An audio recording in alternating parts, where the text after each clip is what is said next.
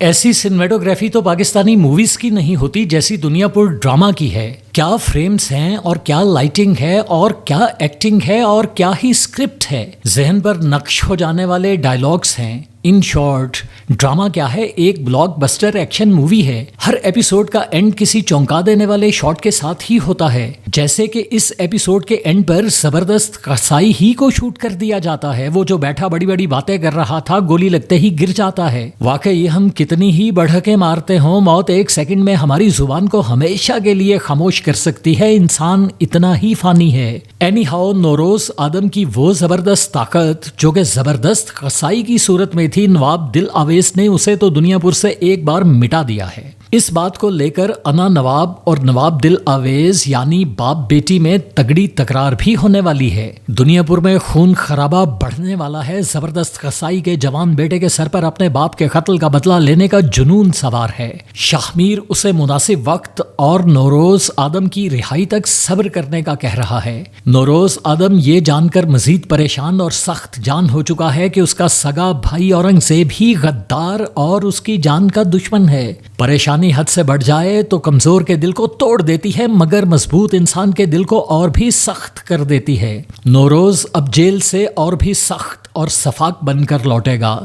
دنیا پور کا ایس ایچ او میر حسن پہلے ہی نوروز آدم کا احسان مند ہو چکا ہے، اب وہ بھی نوابوں کے خلاف آدموں کا کچھ نہ کچھ ساتھ دے سکتا ہے۔ دنیا پور میں بہت کچھ ہے۔ یہ ڈرامہ جہاں ہمیں اقتدار کے حصول کے لیے انسان کی سنگ دلی اور صفاقی دکھاتا ہے، وہیں یہ بھی سمجھاتا ہے کہ حاکم خاندانوں کے نرم دل جوانوں کو بھی حالات پتھر دل بنا دیتے ہیں۔ ایسے جوان اگر بھلے فیصلے کرنا چاہیں بھی تو ان کے تجربہ کار بزرگ انہیں بھیڑیے بنا کر ہی دم لیتے ہیں کہ وہ جانتے ہیں کہ اقتدار اپنے قیام کے لیے خون کا پیالہ مسلسل مانگتا ہے۔ جب انا نواب زبردست قصائی کے قبیلے پر حملہ کرنے سے گریزا نظر آتی ہے کہ اس طرح تو خون کی ندیاں بہہ جائیں گی اور کئی عورتیں بیوہ اور بہت سے بچے یتیم ہو جائیں گے، تو انا کا چچا اسے یہی سمجھاتا ہے کہ خود مارے جانے سے بچنے کا ایک ہی طریقہ ہوتا ہے کہ جو ہمیں مارنے کی فکر میں ہے اسے پہلے ہی مار دیا جائے۔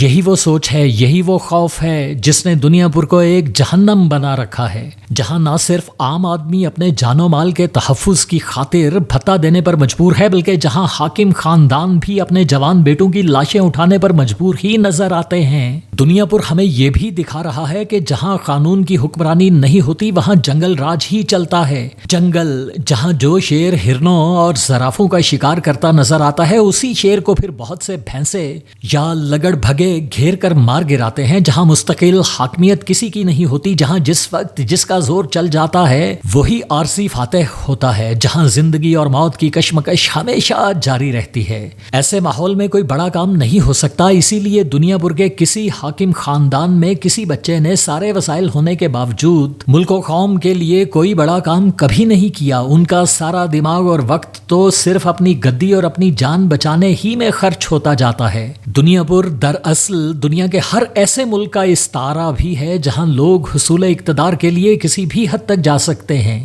ایسے ممالک دنیا پور کی طرح امن سے خالی اور پسماندگی سے بھرے ہی رہتے ہیں۔ یہ شاندار ڈرامہ ہمیں بہت کچھ سمجھانے اور سکھانے جا رہا ہے، تو دیکھتے رہیے ڈرامہ دنیا پور۔